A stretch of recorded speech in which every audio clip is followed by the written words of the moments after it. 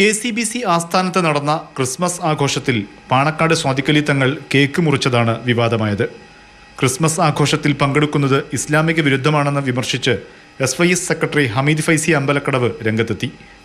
എന്നാൽ വിവാദത്തെക്കുറിച്ച് അറിയില്ലെന്നായിരുന്നു സ്വാദിഖലി തങ്ങളുടെ പ്രതികരണം. ഞാൻ ശ്രദ്ധിച്ചിട്ടില്ല. അങ്ങനെയല്ല, ഞാനവിടെ ക്ലിമിസ് തിരുമേനി വിളിച്ച പരിപാടിക്ക് പോയതാണ്. സുരേന്ദ്രൻ വിളിച്ച പരിപാടിക്ക്.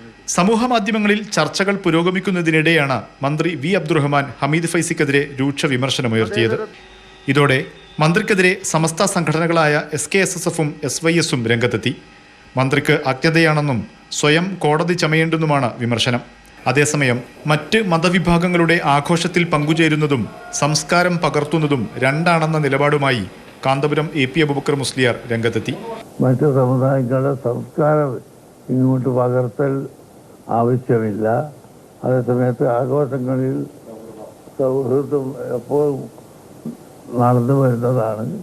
അത് യാതൊരു തടസ്സവും ഇന്നുവരെ ആരും പറഞ്ഞിട്ടുമില്ല. കേരളത്തിലെ പരമ്പരാഗത സുന്നി മുസ്ലിങ്ങൾ ഇതര മത ആഘോഷങ്ങളിൽ പങ്കെടുക്കാറുണ്ട്.